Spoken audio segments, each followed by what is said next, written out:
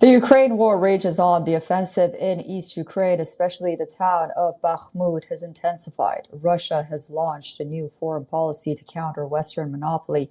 Amid this, a U.S.-backed report claims that Moscow has held 6,000 Ukrainian children in sites in Crimea and Russia, and the primary purpose appears to be political re-education.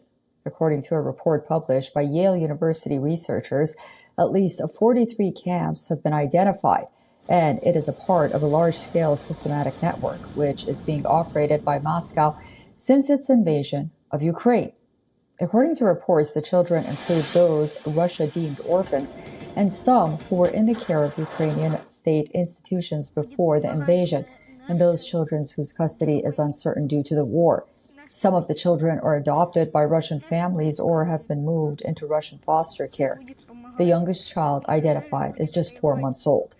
The report also claims Russia is giving military training to children as young as the age of 14.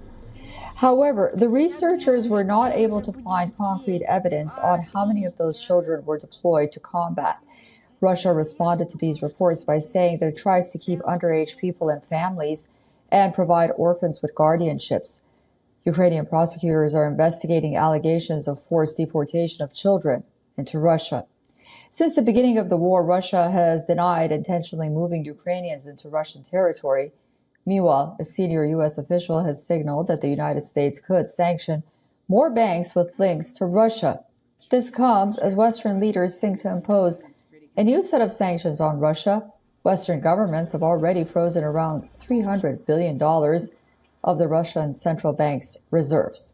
Well, for more on this, we are joined by John Erath, Senior Policy Director for the Center for Arms Control and Non-Proliferation in Washington. He's joining us live from Washington, D.C. John, thank you so much for joining us on WION. These are pretty disturbing reports about these re-education camps.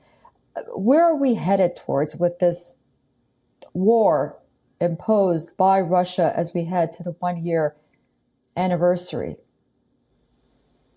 I think what you're seeing here is an element of Russia's long-term strategy. The Russian goal from the beginning of the conflict has been to eliminate a sense of Ukrainian separateness and statehood, and educating the next generation is an element in this overall plan. It's probably the group from which Russia will draw the next generation of Ukrainian leaders should they be successful in this conflict.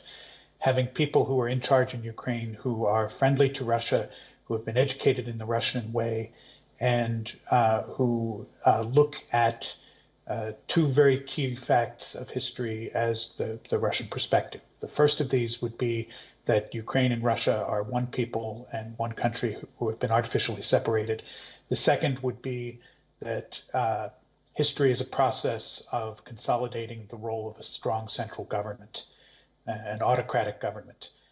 Russians are taught that their country has succeeded when there is a strong autocracy and failed when there are other forms of government, for example, democracy. That's what they want the next generation of Ukrainian leaders to be thinking.